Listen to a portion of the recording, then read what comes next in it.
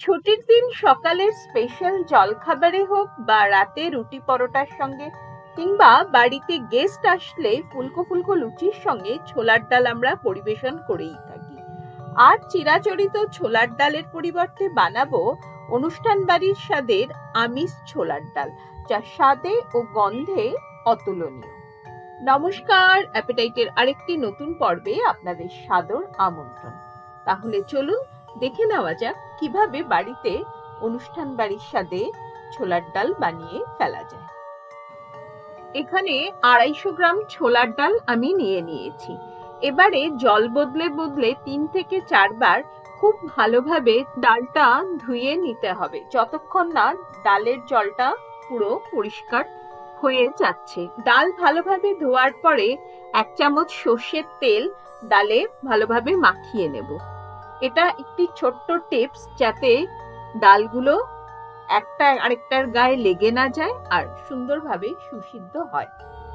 গ্যাসে একটা কুকার বসিয়ে তাতে ধুয়ে রাখা ডালটা দিয়ে দিলাম, আর দিয়ে দেব পরিমাপ মতো জল।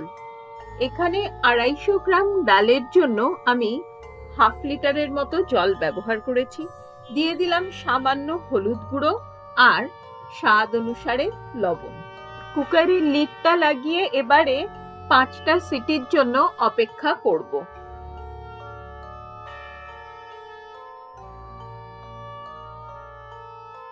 ডাল এমন ভাবে সেদ্ধ করতে হবে যে গলে যাবে না, কিন্তু ডাল সুসিদ্ধ হবে।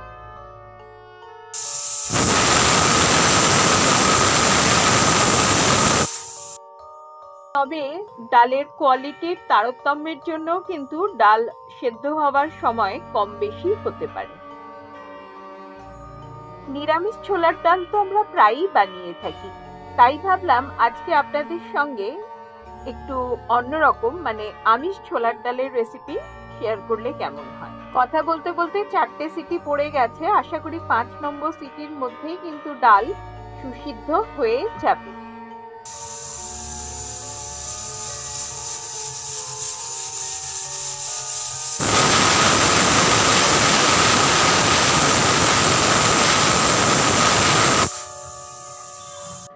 কুকার ঠান্ডা হওয়ার পর চলুন দেখে নেওয়া যাক ডাল কেমন সেদ্ধ হলো। দেখুন, ডাল কিন্তু দানা দানা রয়েছে, অথচ টিপলে সুন্দরভাবে সুসিদ্ধ হয়ে গেছে। এরপরে তো আরো কিছুটা সেদ্ধ হবে, তাই একেবারে কিন্তু ডাল গলিয়ে দেবেন না। একটি প্লেটে নিয়ে নিয়েছি 3টি কাঁচা লঙ্কা, 8-10টা রসুনের কোয়া আর 1 ইঞ্চি খানেক আদা। এবারে একটি হামালদিস্তায় নিয়ে তার মধ্যে এই আদা, রসুন আর কাঁচা লঙ্কাটা দিয়ে থেতো করে নেব।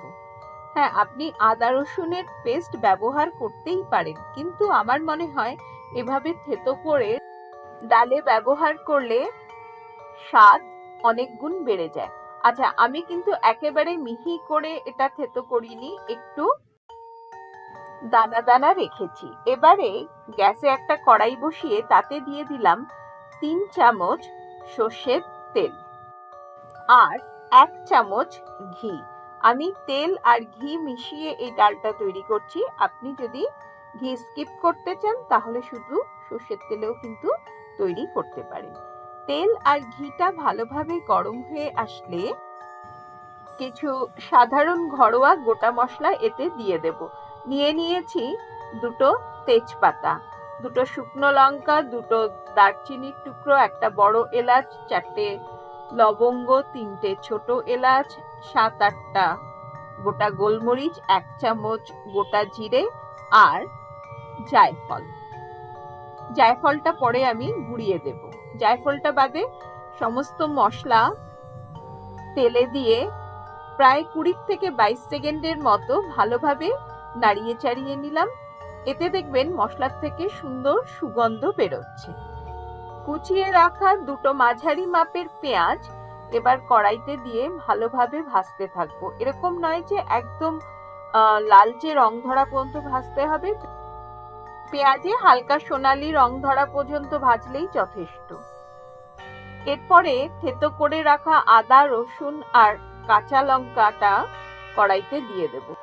দিয়ে মিনিট 2 নাড়িয়ে চাড়িয়ে ভালোভাবে ভেজে নেওয়ার পরে এক এক করে শুকনো মশলা দিতে থাকবো। দিয়ে দিলাম হাফ চামচের মতো হলুদ গুঁড়ো, 1 চামচ ধনে গুঁড়ো আর 1 চামচ লাল লঙ্কা গুঁড়ো।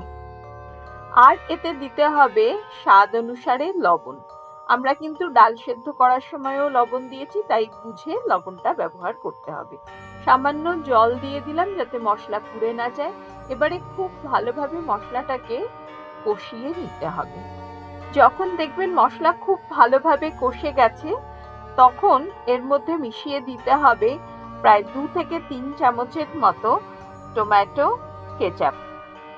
আমি এখানে টমেটো কেচাপ ব্যবহার করেছি, আপনি চাইলে কিন্তু টমেটো পিউরিও ব্যবহার করতে পারেন। ডালের মশলা আমাদের তৈরি। এবারে সেদ্ধ করা ডালটা কড়াইতে দিয়ে দেব। এই সময় কিন্তু গ্যাসের ফ্লেম হাইয়ে করে এবারে ডালটাকে ভালোভাবে ফুটিয়ে নিতে হবে। ঢাকা দিয়ে ডাল ভালোভাবে মিনিট 3 মতো ফোটানোর পরে এবারে জায়ফলের গুঁড়ো সামান্য একটু ঘষে ওপর থেকে দিয়ে দিলাম।